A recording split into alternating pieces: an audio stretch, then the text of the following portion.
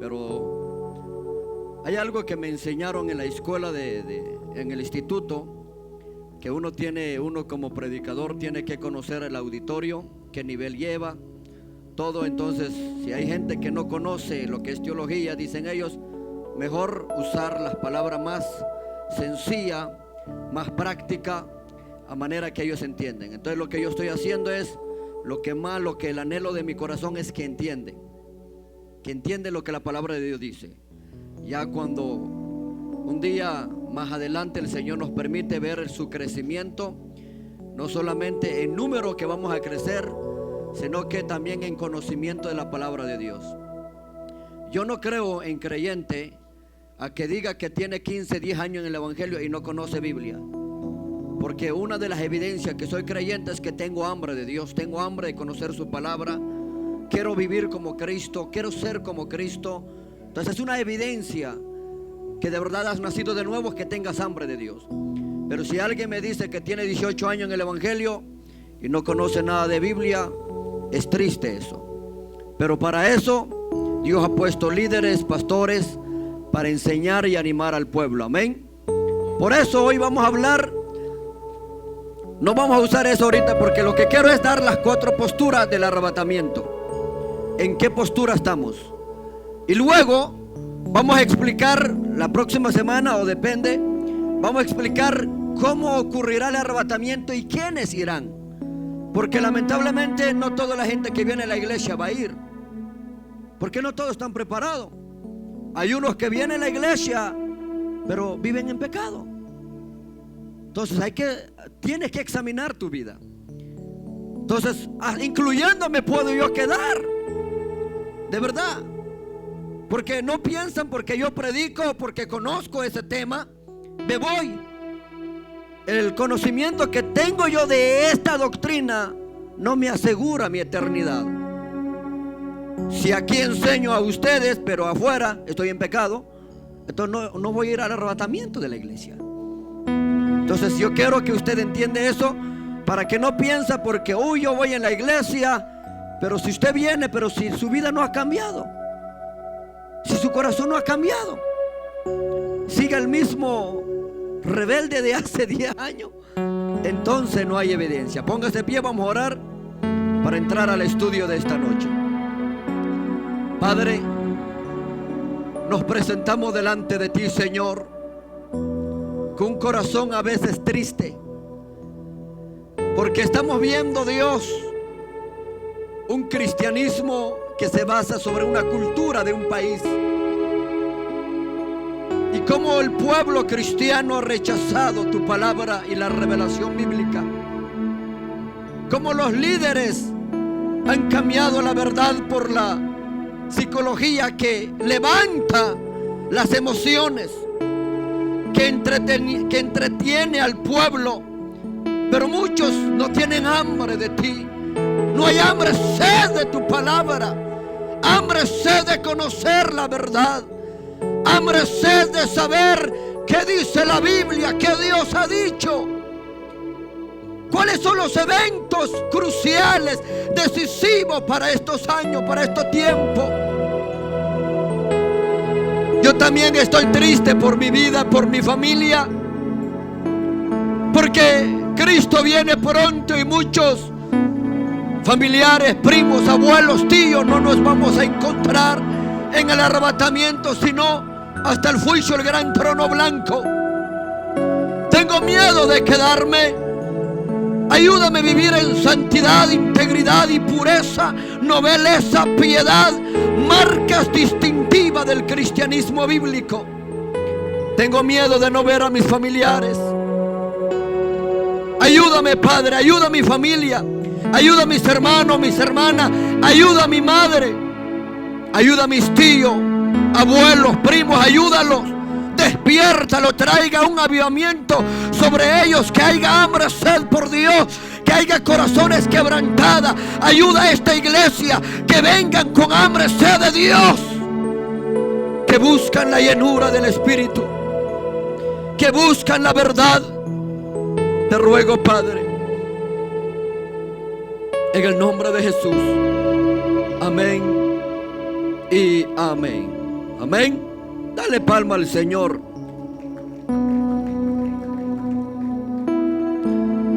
Decía un gran amigo, un maestro de escuela dominical, decía: ¿sabe cuál es lo triste? Me dice él. ¿Cuál? Le digo: hablar de arrebatamiento y no ir en arrebatamiento. De lo triste, dice él. O sea, muchos de nosotros que enseñamos, digo porque incluyo a mí, de repente no estoy preparado. Hablar de arrebatamiento y no ir es de lo triste. Pero esperamos que todos nosotros que estamos acá nos estamos preparando. Abra su Biblia. Lo que vamos a leer hoy no lo voy a interpretar, no lo vamos a explicar la otra ocasión, porque hoy voy a hablar por qué creemos en cuanto a la postura. Primera carta del apóstol Pablo a los tesalonicenses, capítulo 4, verso 13. Vamos a leer hasta el verso 13 hasta el verso 18. Cuando lo tenga se pone de pie. Hoy no voy a explicar ese texto. Solo me toca hoy explicar lo que es la postura, las 4 posturas: amilenianismo, postmilenianismo, premilenianismo histórico y premilenianismo dispensacional. Es lo que vamos a explicar hoy. Hay palabras, por eso le dije que yo voy a usar frases más. Primera Tesalonicenses capítulo 4 verso 13 al 18. Por eso dije que yo voy a usar hoy palabras sencillas, prácticas, que ustedes entienden. Póngase de pie si ya tienen, mientras que el hermano. Primera Tesalonicenses capítulo 4 verso 13 al 18. Después vamos a hablar en el capítulo 2 cuando ya entramos en lo que es el anticristo. ¿Ya lo tienen? Lo leemos con la bendición del Padre, del Hijo y del Espíritu Santo. Amén. Que está en medio de nosotros. Amén. Tampoco queremos, hermanos, que ignoréis acerca de los que duermen. Oiga el término, duermen. Para que no os entristezcáis como los otros que no tienen esperanza. Está hablando de 2 tipos de gente que murió. Uno, ¿por qué no vamos a ir despacio? Luego vamos a explicar a profundidad. Aquí hay 2 tipos de personas. Uno que murió con esperanza y uno no. O sea, los que mueren con salvación tienen esperanza de levantarse al sonar la trompeta. Los que mueren sin esperanza, esos no se levantarán.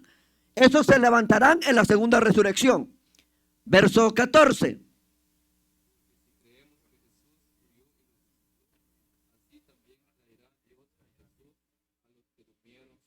En él. Hay mucha gente que ha muerto creyendo algo, pero no han creído en Cristo. Entonces, a los que durmieron en él, está hablando de 2 tipos de personas que han muerto: el que creyó en Cristo y el que no creyó. Y aunque creyó, pero no tuvo una relación con Jesús, o nunca nació de nuevo, entonces a este tipo de gente, porque si Cristo, o sea, por si creemos que Jesús murió, escuche esto, y resucitó, porque habla de Jesús que resucitó, porque la palabra resurrección, que Jesús resucitó, es el primogénito de la resurrección, porque resurrección implica nunca volvernos a morir. Cuando vamos a resucitar en el arrebatamiento, no volveremos a morir. Allí comienza la eternidad. ¿Están aquí? Así también traerá Dios con Jesús a los que durmieron en él. O sea, así como Jesús resucitó, así nosotros resucitaremos. ¿Cuándo? En el arrebatamiento. 15.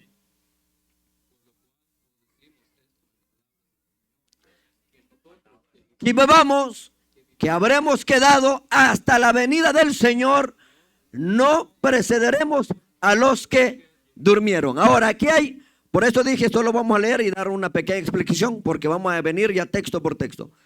Dice, los que habremos quedado.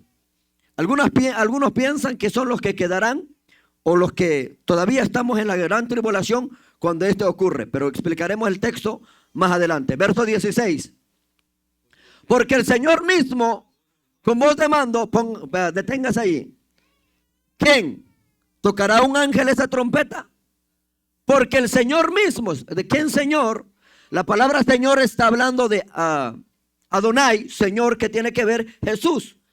Con voz de arcángel, con trompeta de ¿qué?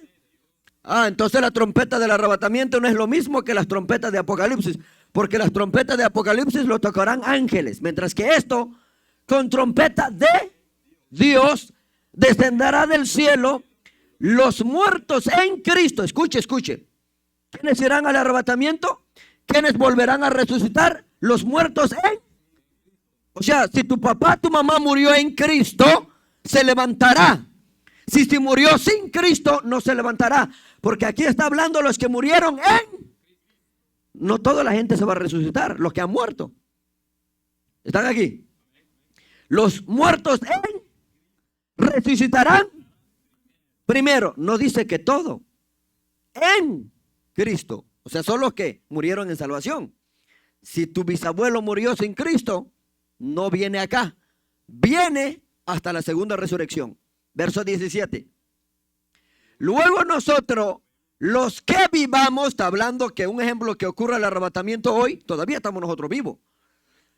Luego nosotros, los que vivamos, los que hayamos quedado, seremos arrebatados juntamente con ellos en las nubes para recibir al Señor. ¿Por qué no dice en la tierra? Porque arrebatamiento y segunda venida de Cristo son dos cosas diferentes. Cuando Cristo viene en este evento no pisará tierra. Y hay muchas razones por qué. Recibiremos al Señor en él. Y así estaremos siempre con Señor. Verso 18. Tanto alentaos los unos a los otros. ¿Qué significa alentaos? Anímanse. Ahora, ustedes que están acá en la iglesia escuchando esto, alienta a tu compañero de trabajo. Te cree o no te cree, pero dile que Cristo viene y va a arrebatar su iglesia. Y si él no está preparado, pues se queda. ¿Te cree o no te cree? Tú dile. Alentaos los unos a los otros con estas. ¿Cuál palabra? De lo que hemos leído. Verso 19. Creo que hasta allí, ¿no? Sí, ok. Yo pensaba que era 19. Toma su lugar y dale palma al Señor.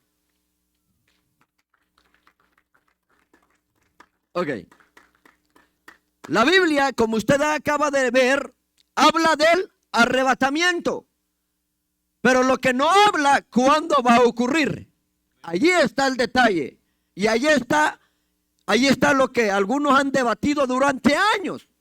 O sea, la doctrina del arrebatamiento se ha llevado en el terreno del debate, el terreno de la especulación, que no debería ser así, pero como todos somos hombres, los teólogos de la historia eran hombres, cometieron errores, al igual que nosotros podemos cometer errores, por la cual la Biblia no habla cuándo va a ocurrir este suceso. Entonces son interpretaciones lo que se ha dado. Hay 4 posturas. Yo no voy a hablar por qué llegaron a esta conclusión cada postura, porque me llevaría a tiempo y algunos no entendería, porque estamos hablando de términos que algunos a lo mejor ni siquiera han escuchado. Voy a hablar primero del premilenianismo histórico. ¿Ves que hasta a mí me cuesta pronunciar? Premilenianismo histórico. ¿Qué enseña esto? Pero voy a leer primero. Tenemos el premilenianismo histórico y el premilenianismo dispensacional, de la segunda postura. Y ahí está el amilenianismo. ¿Se dan cuenta? Por eso yo les estoy diciendo, porque luego voy a explicar por qué. Porque usted va a escuchar gente que cree que la iglesia va a pasar en la gran tribulación. Entonces tenemos el amilenianismo y tenemos el postmilenianismo. Postmilenianismo. ¿Se dan cuenta? Cuesta, ¿no? Mucho. Bastante. Ok. Como estos son términos académicos y teológicos, y cada uno de estos tienen textos bíblicos, ¿por qué creen en esto?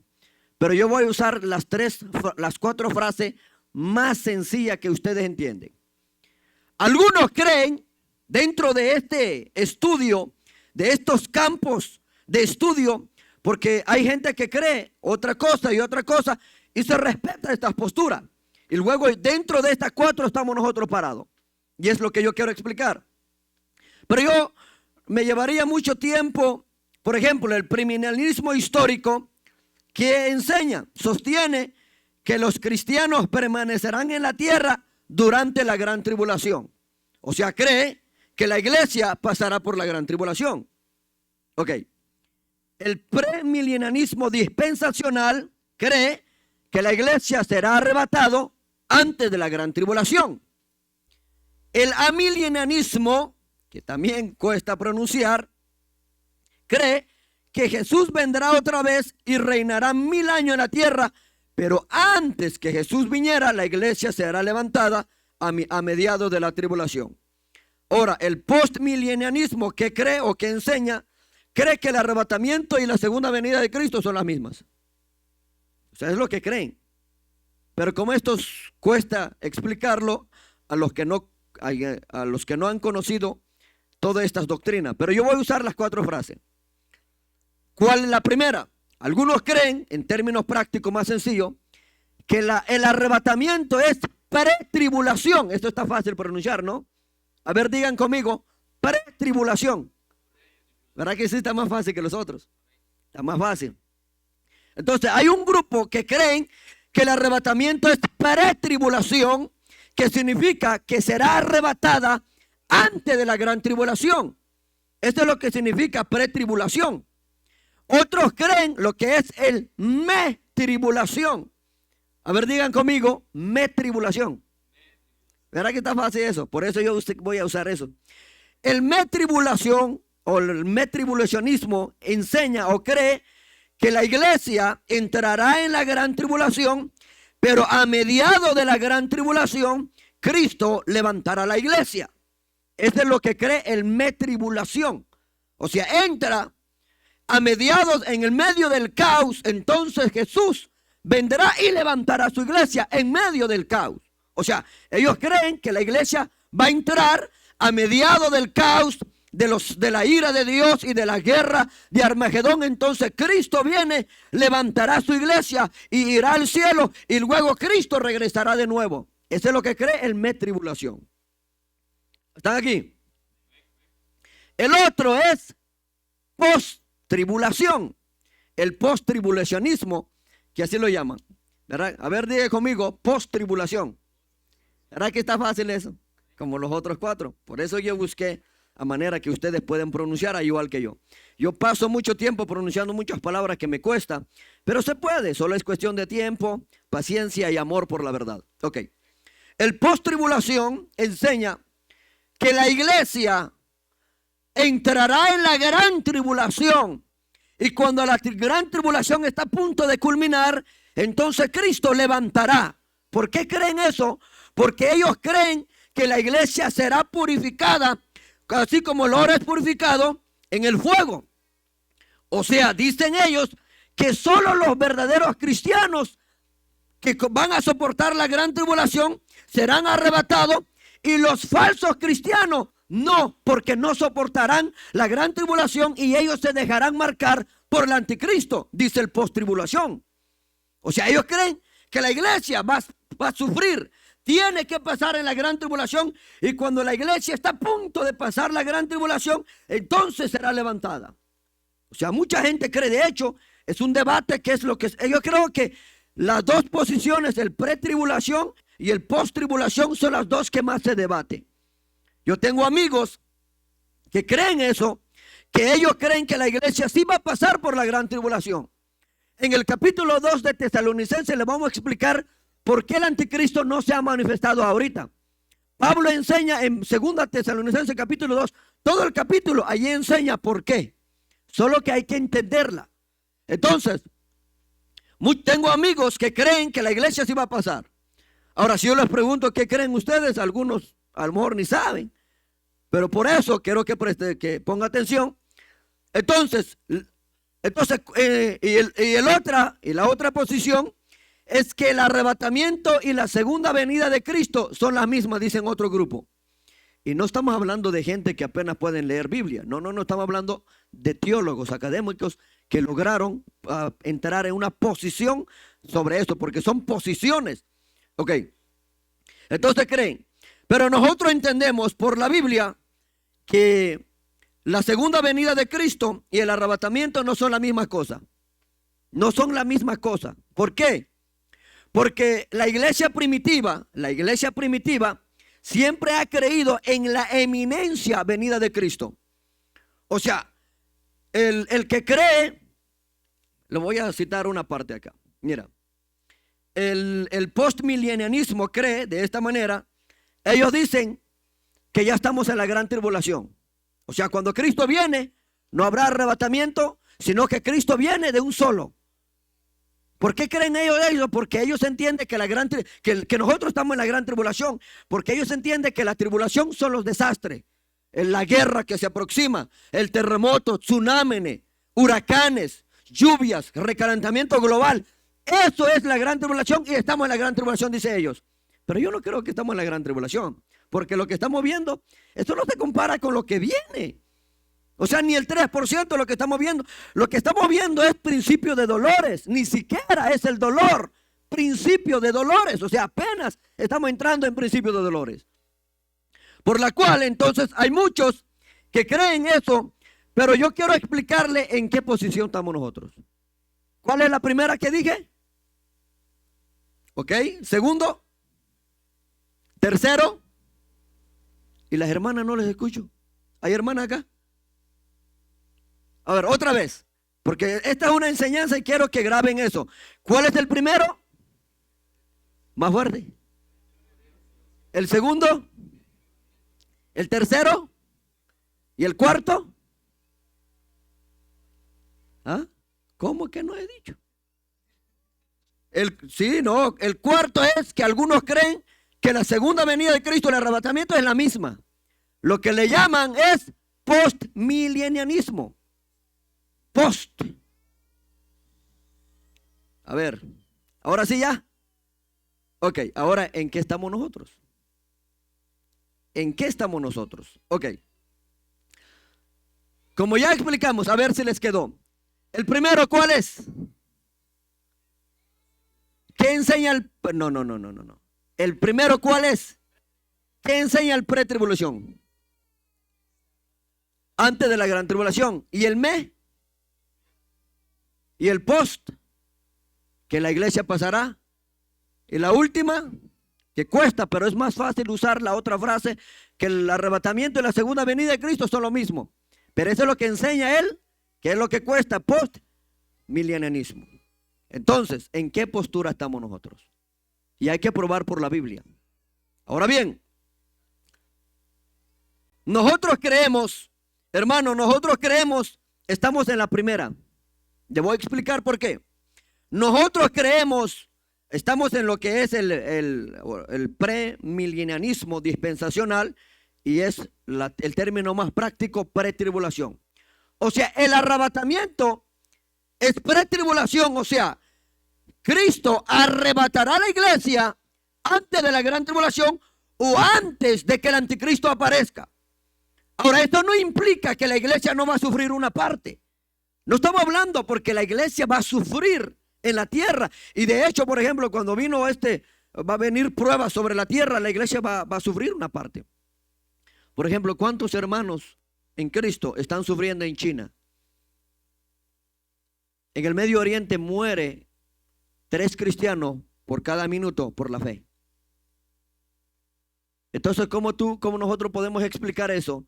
Que nosotros somos tan libres y no leemos la Biblia y te trabaja y no hay tiempo de leer la Biblia. Cuando 3 cristianos en el Medio Oriente, en la India, en China, en muchas partes, mueren 3 cristianos defendiendo su fe solo por leer la Biblia, 3 a cada minuto allá.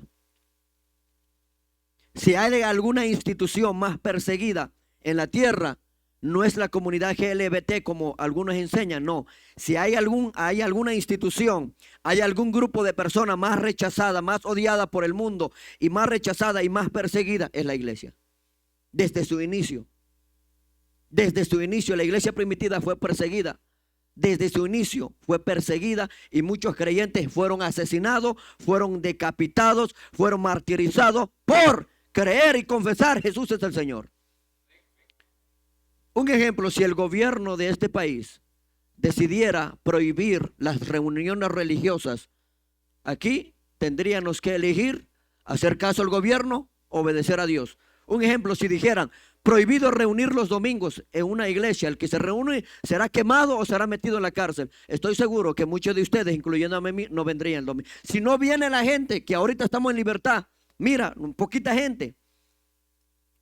Si no viene la gente buscando a Dios, con hambre, sed de Dios, que hay una libertad de adorar a Dios y predicar la expresión libre, ¿te imaginas que viene una persecución? Mucha gente no. Si no vienen en la iglesia que hay libertad, ¿te imaginas cuando va a ser prohibido cantar y cargar una Biblia como en el Medio Oriente? Mucha gente no. Allí es donde nosotros, yo siempre digo, y a unos hermanos dice, si viene eso, vas a ver quiénes son los verdaderos creyentes. ¿Tú qué harías? Si el gobierno dijera, prohibido venir a la iglesia los domingos, el que viene será quemado, asesinado, ejecutado, ¿tú qué harías? ¿Vendrías o te quedarías en casa? ¿Te has puesto a pensar? ¿Qué harías? ¿O qué haría yo? Porque hoy en día, hermano, estamos en libertad, pero puede que venga ese día donde la iglesia va a ser perseguida, donde la iglesia, hermano, va a sufrir persecución y donde va a ser prohibido adorar a Dios. Ahora que estamos libres, aprovechemos buscar a Dios. ¿Por qué? Por eso le dije, hermano, es lo que me dijo un amigo, hablar del arrebatamiento y no ir al arrebatamiento es la cosa más triste que hay. Y es verdad. Igual eso aplica para mí, aplica a ustedes, a los que nos escuchan. Saber que Cristo viene y no ir con Cristo es triste. Haber sentado 10 años en una iglesia, 20 años calentando silla, diciendo aleluya, amén, brincando, cantando, predicando y no ir. Si no, un día vamos a explicar. También ahí la Biblia está lleno de muchas ilustraciones, los 10 vírgenes. ¿Cuántos se fueron? Hay que interpretar eso. ¿Cuántos se fueron? Mitad. Algunos han entendido, dice, que cuando Cristo viene, mitad de la iglesia se va, mitad se queda. Ahora, ¿quiénes se van? Eso solo Dios sabe, y cada uno de nosotros cómo está nuestra vida con Dios y cómo está nuestra relación con Dios. Ahora, yo no puedo decir a fulano de tal se va y se queda. No, ni un pastor puede hacer eso, porque nosotros no conocemos el corazón de la gente. Nosotros no conocemos. Lo que, por ejemplo, aquí, cuando hablamos, hermano, hay poder en la oración, todos decimos amén, pero muchas veces no oramos. Entonces Dios dice, tú no oras.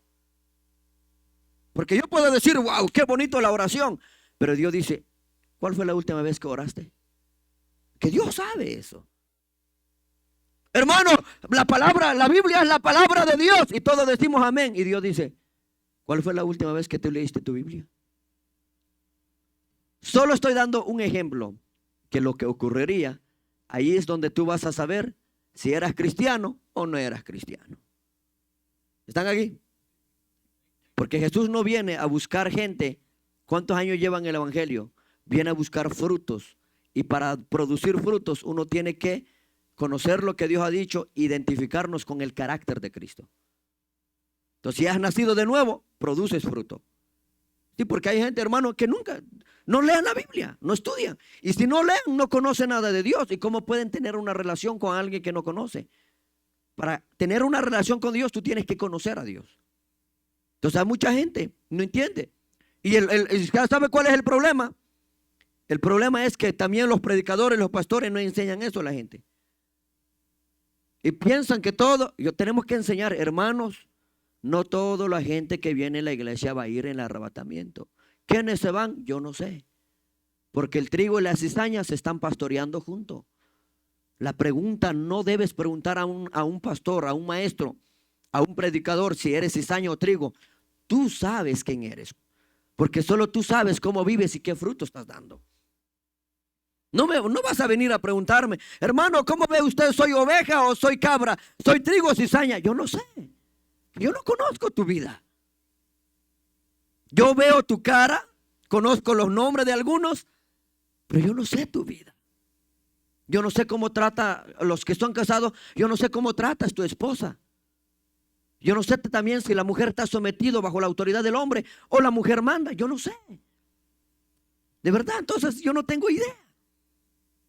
Porque la Biblia dice a los hombres, marido, amad. ¿Qué dice la Biblia?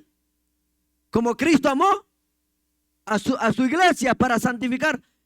¿Estás dando cuenta que tu mujer, el amor que tienes a ella está creciendo en santidad? Entonces yo no sé, yo no vivo con ustedes y tampoco ustedes conmigo. La mujer es sumisa a la autoridad del hombre. ¿Quién manda? ¿Quién corrige a los hijos? Porque hay mujeres que son las que mandan. Y cuando el hombre quiere corregir al hijo y la mujer se opone, entonces yo no sé, hermano. No preguntas a un pastor si eres oveja o cabra. Tampoco le preguntas a un maestro si eres trigo o cizaña, porque ellos no saben. Tú y Dios, ¿qué fruto estás dando? ¿Están aquí? Entonces estoy dando ese ejemplo para que tenga una idea que no todos nos vamos. Pero ¿qué dice la Biblia? Dios dice: no quiere que nadie perezca, que todos proceden ¿a qué? Al arrepentimiento. Pero muchos no quieren arrepentir. Claro, se arrepienten hoy y luego la otra semana vuelven en lo mismo. Entonces no fue arrepentimiento, fue remordimiento. Porque ahí dice: ay, mujer, perdóname, creo que te hablé malas palabras, te ofendí, perdóname. Y se reconcilian. Y luego la otra semana siguen con lo mismo. No fue arrepentimiento, fue remordimiento. Otros que caemos en pecado y luego: Señor, perdóname, te pido, me pequé, me equivoqué. Y la otra, o el mes siguiente, es lo mismo. Entonces la gente ha confundido arrepentimiento con remordimiento. ¿De verdad? Y también hay otros que yo he hablado con mucha gente. Hay otros que dicen: no, yo me voy con Cristo. ¿Y por qué? Porque yo nací en una iglesia cristiana. No, si usted supiera, yo nací. La salvación no se hereda. O sea, el hecho de que, un ejemplo, eres hijo de pastor o de un predicador, no significa que estás garantizado, te vas. ¿Cómo está tu vida? Tienes que, dice la Biblia, tenemos que dar frutos dignos de arrepentimiento.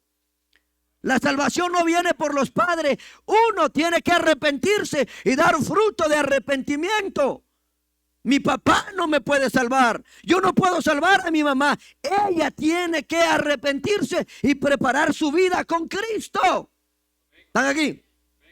Entonces no confíes con solo venir a la iglesia. Ya está garantizado. No, si fuera así, hermano, ¿qué cuesta venir a la iglesia? Toda la gente vendría y seguiría en su pecado. No, pero Dios quiere que nuestra vida cambie, se transforme. Si queremos ir con Él, Dios quiere que, hermano, nuestra vida cambie. Amén. Entonces Dios no quiere que venimos solo aquí, venimos todo el tiempo y luego seguimos en lo mismo. Él quiere que haya transformación, haya cambio. Es lo que Dios quiere. Que hace 5 años tú venías a la iglesia pero nunca orabas. Ahora tienes hambre de orar. Ahora lees tu Biblia, le ruegas al Espíritu que te ayude a entender la Biblia. Señor, ayúdame, cambia mi vida. Soy pecador, anhelo más de ti. Te necesito, entra en mi vida, cámbiame, ayúdame. Y estás hablando con Dios y Dios va a ayudarte a cambiar tu vida, va a transformar tu vida y Dios va a hacer cosas grandes con tu vida. Pero si no hablas con Dios, no vas a cambiar. ¿Están aquí? Tú no puedes cambiar solo escucharme a mí.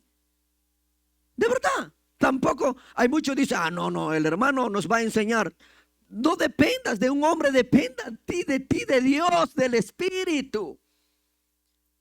¿Están aquí? Porque hay gente que dice: no, para eso está el pastor, para eso ellos están para que nos enseñen. No, ten una relación con Cristo. Jesús no va a decir: a ver, ¿quiénes escucharon a Alberto? No. Él va a venir a buscar frutos en ti, en mí y en cada uno de nosotros, en los pastores. Nosotros vamos a temblar, hermano. ¿Por qué? Porque nosotros vamos a dar cuenta de lo que predicamos. Y ustedes también. Nomás que ustedes no van a dar cuenta, los que no predican, pues ojalá un día todos predicamos. Pero los que no, aún así vas a dar cuenta. Porque dice la Biblia: yo no vine a juzgar al mundo, dice Jesús, las palabras que yo hablo y los profetas. O sea, está hablando la Biblia está en el día del juicio y tu vida será examinado conforme a la palabra de Dios. Por eso no podemos vivir un cristianismo basado en la cultura, en la tradición. Tenemos que vivir un cristianismo basado en la palabra de Dios. Entonces, hermano, para que podamos estar listos es necesario que entendamos esto, porque si Cristo viene, ahora, la iglesia primitiva siempre ha creído en la inminencia venida de Cristo. Es que la iglesia primitiva también entendió que Cristo arrebatará su iglesia antes de la manifestación del anticristo, antes de la gran tribulación, porque si, porque si la iglesia pasará por la gran tribulación, entonces no necesitaríamos creer que Cristo viene. ¿Por qué? Porque si estuviéramos en la gran tribulación, sabemos que Él pudiese venir ya, nomás contar la fecha. Empezó la gran tribulación en 2023, un ejemplo. 23 más 7, entonces podríamos decir Cristo viene 2030, pero ya estuviéramos aquí en el caos. Pero todavía no estamos en la gran tribulación, por la cual el arrebatamiento será inminente. Cristo viene a la hora que no pensemos. ¿Por qué? Porque eso es lo que entendemos, que la iglesia no entrará en la gran tribulación. La iglesia será arrebatada antes de la gran tribulación. Entonces creemos ahora. Vamos a ir a la Biblia, ¿por qué creemos? Vamos a ir a la Biblia, ¿por qué creemos? Romanos 5:9. ¿Por qué creemos que la iglesia no pasará la gran tribulación y por qué será arrebatada antes? Romanos 5:9, ¿qué dice? A ver, léanlo.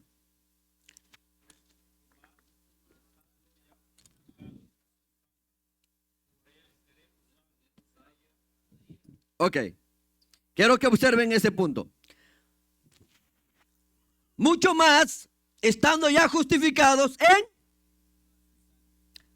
por Él seremos, ¿de qué? En la gran tribulación, ¿qué pasará? Se desatará la ira de Dios. Escuchen este texto, hermano. ¿Por qué yo creo que el arrebatamiento será antes de la gran tribulación? Porque en la gran tribulación se desatará los 7 sellos, los 7 copas, las 7 trompetas que son juicio de Dios.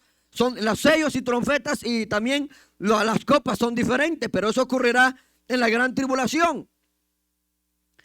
Pues mucho más, estando justificados en su sangre, seremos salvos ¿de qué? Ahora quiero dar una definición de lo que es la palabra salvo. Ahora, si usted está seguro de su salvación, si usted está salvo, ha nacido de nuevo, ha sido justificado por medio de la fe en Cristo, el momento que usted cree en Cristo, es justificado. ¿Cuál es la evidencia que soy justificado? ¿Cuál es la evidencia? La evidencia es la santificación. Hay una obra de santificación en tu vida. Estás creciendo en santidad. Por eso le dije, yo no sé cómo viven ustedes. Tampoco ustedes saben. Ustedes me ven acá. Yo también los veo. Pero yo no sé si están creciendo en santidad. Yo no sé cuánto náusea tú sientes por tu pecado. Yo no sé si tú estás aborreciendo cada día la mentira. Yo no sé. Solo tú y Dios se saben. Entonces usted no depende de lo que yo diga acá. Usted conozca su vida delante de Dios. Reconozca quién es usted delante de Dios. Entonces, seremos salvos. La palabra salvación, o sea, cuando decimos que somos salvos de la ira de Dios. Y somos salvos de la condenación eterna, o sea, del infierno. Entonces aquí está hablando, seremos salvos de la ira que viene. Porque ya Cristo murió bajo la ira de Dios en nuestro lugar, por la cual nosotros ya no sufriremos las 7 copas. Porque la copa que Jesús estaba viendo en Getsemaní, Él la bebió en la cruz. Entonces la iglesia será librado de las copas que viene en la gran tribulación. ¿Está aquí? Entonces la esperanza que tenemos, hermano. Juan 3:36. Juan 3:36.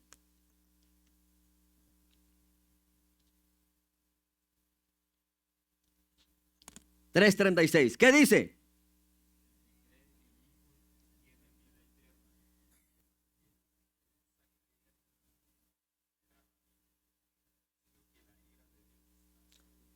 Aquí hay 4 aplicaciones de este texto. Una es las personas que rehúsan creer en Cristo, que no quieren ser creyentes, que no quieren venir a Cristo. Ellos, la ira de Dios está sobre ellos. ¿Se acuerdan de lo que dice Efesios? Mira, hermano, ahorita regresamos aquí en el verso 36. Vaya a Efesios capítulo 2. Mira, vamos a ver cómo usted era antes, para que usted vea que la ira no es para nosotros, porque ya Cristo murió en nuestro lugar en la cruz del Calvario. Ok, mira, dice: y Él os dio vida a vosotros cuando estabais. Ok, vamos a ir aquí, vamos a explicar eso expositivamente. Cuando estabais muertos, ¿en qué estaba usted y yo muertos?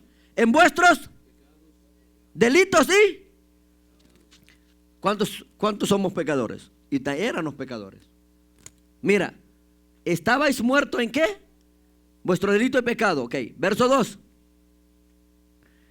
En los cuales anduvisteis en otro tiempo siguiendo la corriente de este mundo. Escuche, quiero que noten la fraseología aquí, porque hay que frasearlo, algunos términos. Las cuales anduviste. Está hablando pasado, presente o futuro. Qué bueno que están aprendiendo, eso me anima más. Anduviste, está hablando de tu vida pasada, de la vida vieja. Siguiendo la corriente de qué. O sea, cuando tú no eras creyente, hacías lo que se te pegaba la gana en el mundo, ¿sí o no? Tú pecabas y no tenías conciencia del pecado. Lamentablemente aún hay gente en la iglesia así también. Peca y no hay quebrantamiento. Y sigue. Mira, siguiendo la corriente de este mundo, conforme al príncipe de las potestades del aire. O sea, el diablo era el que gobernaba tu vida. O sea, tú hacías no tu voluntad, ni la voluntad de Dios. ¿Se acuerda del mensaje del hermano pastor Carlos que habló de 4 voluntades? ¿No se acuerdan? No, usted no pone atención. Yo sí, porque me gusta aprender. Porque uno no sabe todo.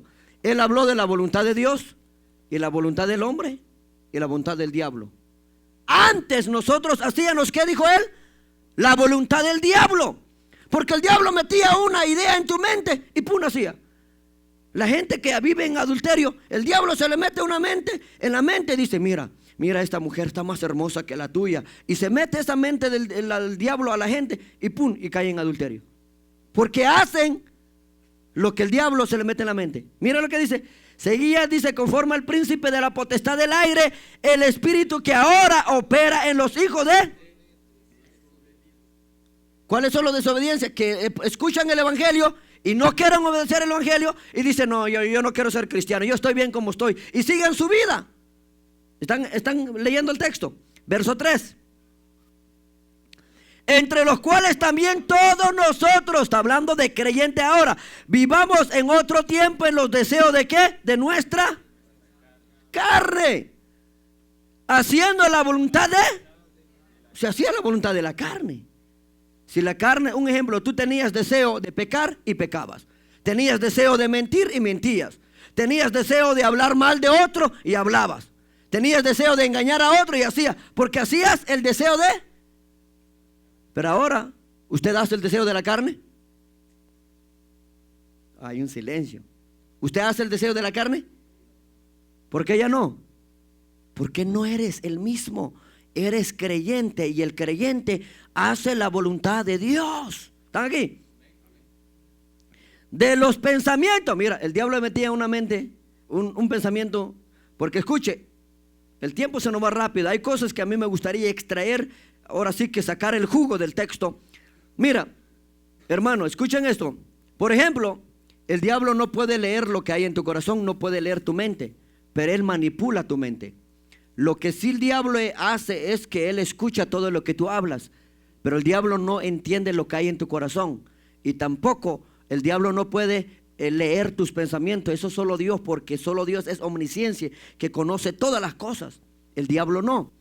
Entonces lo que el diablo hace es enfermar tu corazón. Un ejemplo, tu compañero de trabajo, el patrón lo quiere más que a ti. Entonces el diablo, como tú eres creyente, va a enfermar tu corazón. Entonces vas a sentir celo o envidia por esa persona. Y tú vas a decir, este es hijo del diablo, mira. Y el patrón lo quiere y gana más que yo y yo trabajo. Entonces el diablo quiere enfermar tu corazón, al igual que en la iglesia. Tú llevas 10 años, 20 años en la iglesia y alguien que apenas se convirtió hace 3 años ya está sirviendo, ya es líder, ya canta, ya predica y está avanzando. Entonces tú que llevas 10 años, el diablo va a enfermar tu corazón y vas a sentir envidia y vas a hablar mal de ese hermano. ¿Por qué? Él te tira un pensamiento malo en tu mente y comienza a manipular tu mente. A ver, eso pasaba en el mundo, pero ahorita como creyentes, honestamente, ¿tenemos malos pensamientos? Sí. ¿Y cómo lo combatimos? Con la palabra. Le pedimos, Señor, en el nombre de Jesús te ruego, Dios mío, por favor, Padre, quita ese pensamiento malo en mi mente, fuera. Y comienzas a orar y que el Espíritu de Dios renueva tu mente. Pero ¿cuánto de mucha gente cuando tiene un mal pensamiento Y luego, pum, pum, el diablo va y luego van, y tarde o temprano ese pensamiento va a comenzar en acción y van a pecar. Entonces, hay que tener cuidado. Éramos por naturaleza hijos de, o sea, está hablando presente, pasado, futuro. Éramos. Y ahora no somos hijos de ira, no, porque ya Jesús ya murió en nuestro lugar. ¿Están aquí? Él recibió la ira de Dios en nuestro lugar, la cual tú y yo merecíamos, y Cristo la recibió.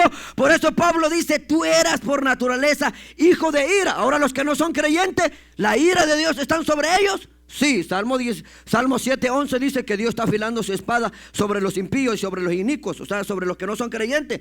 ¿Por qué? Porque ellos no han arrepentido, entonces ellos no han creído en Cristo. Entonces la ira de Dios está sobre ellos. Y si Cristo viene, ellos se quedan, nosotros nos vamos. Naturaleza hija de ira, los que, dice, lo mismo que los demás. O sea, antes, está hablando pasado. 4. Pero Dios, que es rico en misericordia por su gran amor, que nos amó. 5. Aún estando nosotros muertos en pecado, nos dio. Por gracia soy. O sea, estábamos muertos. Y por la gracia de Cristo tenemos vida. Verso 6. Juntamente con Él nos resucitó. ¿Cómo que nos resucitó? ¿De qué está hablando? Éramos muertos en delito y pecado y nos dio vida. Nos resucitó, nos sacó. Estábamos muertos espiritualmente. Asimismo nos hizo, dice, sentar en lugares celestiales con Cristo. Asiento. 7. Hasta aquí luego. Para mostrar en los siglos venideros las abundantes riquezas de su gracia en su bondad para con nosotros en Cristo Jesús. A Cristo. 8. No sé cuánto falta. Porque por gracia sois salvos por medio de la fe. Esto no es de vosotros, pues es don. O sea, la salvación es de Dios. No es alguien que diga, bueno, yo tomo una decisión y ahora no. La salvación es la obra de Dios donde transforma tu vida y cambia tu vida. Por eso la Biblia dice, de modo que si alguno está en Cristo, nueva. O sea, yo estoy siendo práctico con ustedes para que entiendan si de verdad nos vamos del arrebatamiento o nos quedamos. Y con el título cristiano. De verdad, porque nadie se salva solo con venir a la iglesia. Tenemos que ver nuestra vida con Dios. Vamos ahora sí a San Juan 3:36. Regresamos otra vez. Lo que quiero es que tengan una idea de los textos que vamos a citar. Entonces, el que cree en el Hijo tiene vida eterna, pero el que rehúsa creer en el Hijo no verá la vida, sino que la ira de Dios está sobre.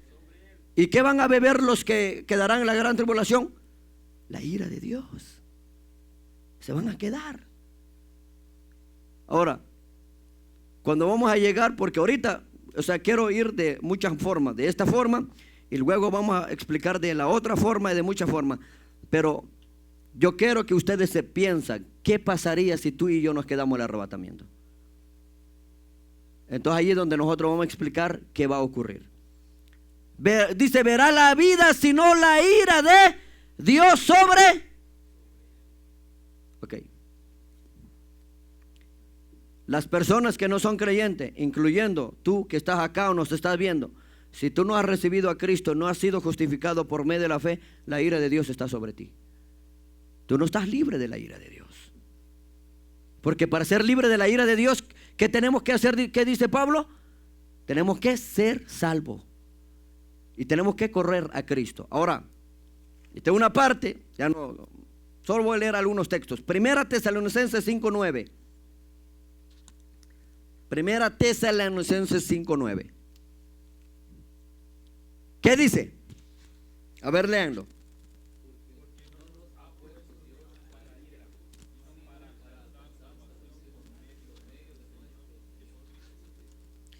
Porque no nos ha puesto Dios para. En la gran tribulación se va a desatar la ira, la furia, el enojo de Dios. ¿Sabe que hay mucha gente, hay muchos predicadores o pastores que no enseñan de la ira de Dios? ¿Cuántos conocen el atributo de Dios? Que uno de los atributos de Dios morales es la ira de Dios. Hay mucha gente que dice, hermano, no puedes hablar de la ira de Dios, Dios es amor. No conocen Biblia, no conocen el carácter de Dios. En una ocasión un predicador estaba predicando que el SIDA es un juicio de Dios contra el pecado, contra la inmoralidad sexual. Y una mujer se levantó y le dijo: no puedo creer que el SIDA es un juicio de Dios, porque los niños mueren de SIDA. Y todo comenzó. Y el predicador le dijo: mujer, no conoce el carácter de Dios. ¿Cuántos niños mató Dios en el primogénito de Egipto, en la destrucción de Jericó? Entonces mucha gente no conoce el carácter de Dios, no conocen unos atributos de Dios, la ira de Dios. Nosotros somos salvos de la ira de Dios. ¿Por qué? Porque Cristo murió en nuestro lugar. Entonces hemos sido librados de la ira de Dios. Por eso que no entraremos a beber el juicio y la ira de Dios en las 7 sellos, en las 7 copas, en las 7 trompetas, donde va a desatar la furia de Dios, donde la tierra va a temblar. Pero no, porque nosotros ya, hermanos, hemos sido salvos de la ira. ¿Están aquí? Dios para ira, sino para alcanzar salvación por medio de nuestro. O sea, si tú pretendes llegar a alcanzar salvación por medio de otros medios fuera de Cristo, tú estás bajo la ira de Dios. Yo estoy bajo la ira de Dios. Pero la Biblia nos enseña que solo hay una manera de ser salvo y ser libre de la ira de Dios: a través de nuestro. O sea, fuera de Él no hay salvación. Fuera de Él no hay. Ahora, el arrebatamiento es para la iglesia. Si tú no eres parte de la iglesia, tú no vas a ir. Tú no vas a ir. Porque la arrebatamiento, Cristo no viene por una persona, viene por una iglesia. ¿Qué dice la Biblia? Sin mancha, sin arruga, viene por una. Cuando habla una, está hablando de todos los creyentes que han nacido de nuevo, que han sido regenerados. No hablando de un templo, no hablando que la iglesia evangélica, que habla de gente que han sido regenerados, justificados, que viven una vida de santidad, de piedad, de nobleza. ¿Cuál es la característica de un cristianismo bíblico? Lea el Sermón del Monte. Allí vas a dar qué características Jesús dejó acerca de las personas que iban a ser sus discípulos y aquellos que iban a heredar su reino. Y ahí Él dejó las características. Porque dice, no nos ha puesto Dios para ira, sino para alcanzar salvación por medio. Ahora, a ver cuánto tiempo nos queda. Poquito. Ok. Entonces, hermano, vimos algunos pasajes acá para ver que nosotros hemos sido salvos de la ira de Dios, por la cual el arrebatamiento ocurrirá, hermano, antes de la gran tribulación. O sea, el arrebatamiento es o sea, no vamos a entrar. Pero ahora eso no significa que nosotros no vamos a sufrir un poco en la tierra. Los cristianos sufren ahorita. Sufrimos. Los cristianos se enferman. Los cristianos mueren. Sí. ¿Murieron cristianos en el COVID-19? Sí. ¿Murieron grandes pastores? Sí. Los cristianos no estamos libres de ese caos que ocurre. Hay muchos dicen los cristianos. Por eso yo creo que el título más triste y más pecaminoso, decir pare de sufrir. Creo que es el pecado más grande decir eso. ¿Por qué? Porque Jesús dijo, en el mundo tendréis. Los cristianos sufren. Y si vienen más situaciones en la tierra, vamos a sufrir. Pero nuestra confianza está en Jesús, que Él, hermano, nos da la fuerza de atravesar lo que viene. Pero tenemos la esperanza que Cristo, cuando Él viene en la nube, nos vamos con Él. Entonces allí sí se acabó el sufrimiento. Pero mientras que estamos en la tierra, sufrimos, lloramos, nos enfermamos, morimos. Nos duele cuando muere un familiar. Nos duele cuando nos enfermamos. Nos afligimos, tenemos miedo cuando te digan que tienes cáncer, diabetes, se aflija. Pero tu confianza debe estar en Jesús. Porque mientras que estamos en la tierra, hermano, nos enfermamos. Hay mucha gente que piensa que no, los cristianos no se enferman. Esa es una teología mala, equivocada. Nosotros los cristianos nos enfermamos. Pablo se enfermó. Un discípulo de Pablo se enfermó. Hay muchos que un día voy a traer una enseñanza sobre eso. ¿Los cristianos se enferman? Así va a ser el tema. ¿Qué dice la Biblia? Porque sí hay hombres, grandes hombres, se enfermaron. Porque hay por eso cuando tú te enfermas, no significa que a lo mejor Dios te abandonó. Él quiere purificarte. Sabes que hay gente que a veces, algunos de ustedes acá o no, pero algunos de ustedes vinieron a Cristo gracias a una enfermedad que llegó a su vida. Y ahorita el Señor los sanó, gracias también a la ayuda de los médicos, pero muchos llegaron a Cristo por medio de una prueba así. ¿Sabe que yo tengo un amigo que llegó? Que ellos eran una familia rica, ellos eran gente de dinero, pero se murió el papá, que era el jefe del dinero. Entonces él se dio cuenta y dijo: ¿qué importa si tengo dinero? Voy a morir. ¿Qué importa si soy dueño de mucha fábrica, empresa? Voy a morir, dice él. Él llegó a través, cuando él ve que su papá murió, entonces él entendió que la única esperanza de que él no tuviera miedo a cuando llegara la muerte es tener la esperanza en Cristo, que Cristo, cuando él sonará la trompeta, nos levantaremos de nuevo. Porque los cristianos mueren, ¿o no? Entonces creemos que el arrebatamiento de la iglesia es pre-tribulación. Ahora voy a explicar un poquito qué es el arrebatamiento. Dale palma al Señor. Voy a ser breve hoy porque quiero explicar de muchas maneras. Vamos a explicar de esta manera y la otra manera, y luego vamos a ir viendo qué es y cómo se ocurrirá. Ok. La palabra arrebatamiento viene de la palabra griega arpazo. Usted ha escuchado otro término como rapto. Ahorita voy a explicar eso. Ok, la palabra arrebatamiento viene arpazo, que significa llevado consigo. También la palabra raptura, que es lo que ha dado la palabra rapto, viene de la palabra latina que significa raptura, que también significa que serán raptados. Pero ¿cuál es la palabra más bíblica y más correcta de este tema que estamos viendo? Es arrebatamiento. Porque la palabra rapto se ha usado mucho, mucha gente usa eso, pero yo casi no uso eso. ¿Por qué? Porque las definiciones son diferentes. Rapto significa es raptar a alguien sin el permiso. Por ejemplo, ustedes escuchan la noticia, sale en la noticia que joven estudiante fue raptado por secuestradores, un ejemplo. Entonces la palabra rapto, que fue sacado sin el permiso y secretamente. Pero la palabra que aparece en la Biblia que leímos en Tesalonicenses 4:17 es arrebatamiento. Porque arrebatamiento tiene que ver que alguien viene, descenderá y arrebatará a aquellos que lo están esperando. O sea, para usted no es una sorpresa. Ahora, la sorpresa para nosotros es que sí, que no sabemos cuándo viene Cristo, pero el arrebatamiento no es una sorpresa para la iglesia. ¿Por qué? Porque lo hemos predicado y creemos que Cristo viene y creemos que cuando Él viene nos va a arrebatar, hermano, y toda la ropa se va a quedar. Un ejemplo, si en este momento ocurriera el arrebatamiento y los que están listos se van y solo la ropa quedaría, los zapatos, todo, porque en el aire seremos vestidos, un cuerpo glorificado, y seremos vestidos de vestiduras blancas. Se quedaría toda la ropa. ¿Sabes quiénes van a ver nuestra ropa? Los que se van a quedar. De verdad, imagínense un ejemplo, que ustedes se van. Yo no quiero quedarme, pero es una ilustración. Ustedes se van mientras que yo estoy aquí. Un ejemplo, estamos orando, cerrar los ojos y de repente usted se despierta. El que está a su lado ya no está. Lo único que ve es la ropa y usted se va a dar cuenta que se quedó. Ahí es donde el texto dice: será el lloro y crujir de dientes.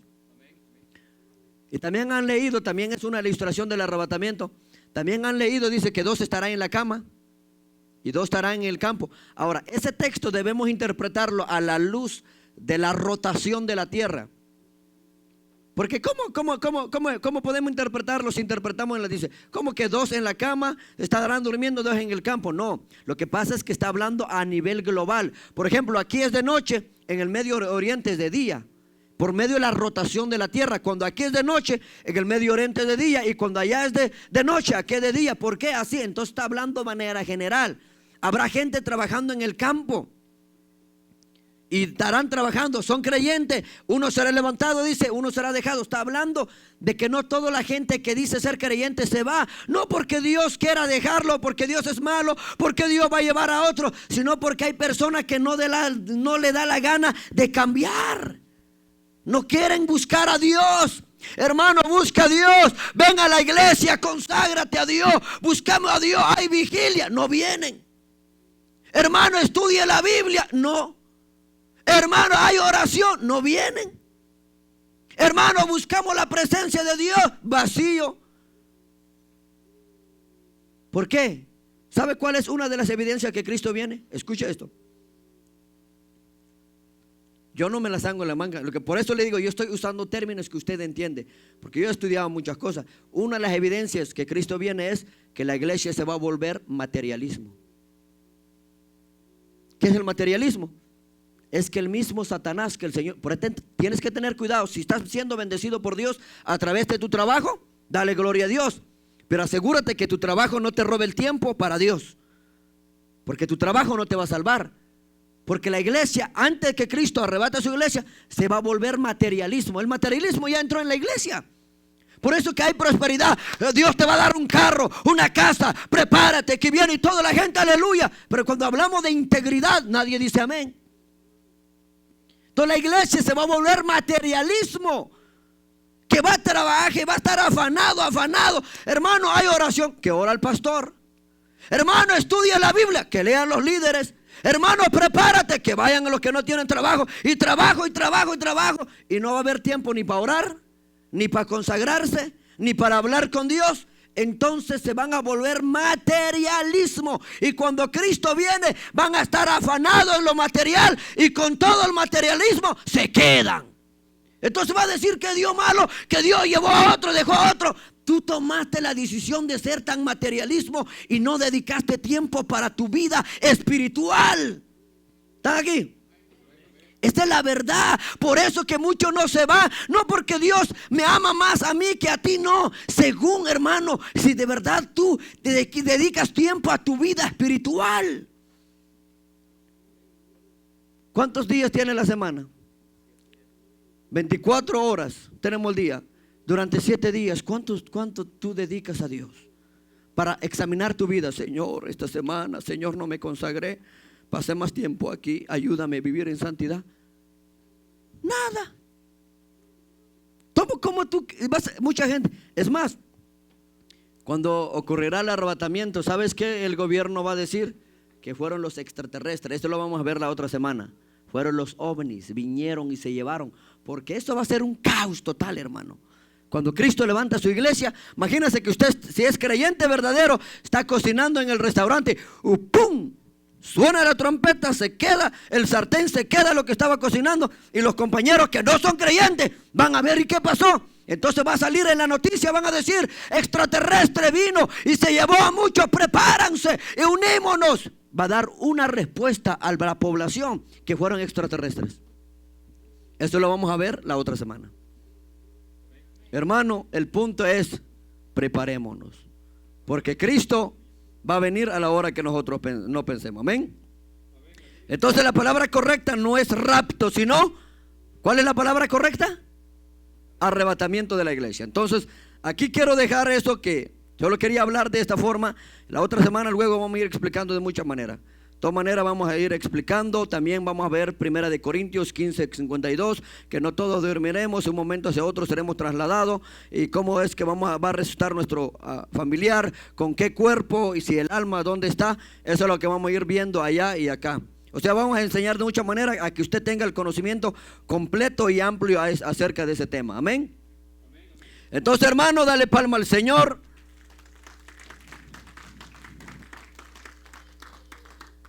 No todos nos vamos, lamentablemente. Que Dios lo bendiga. Ahí. No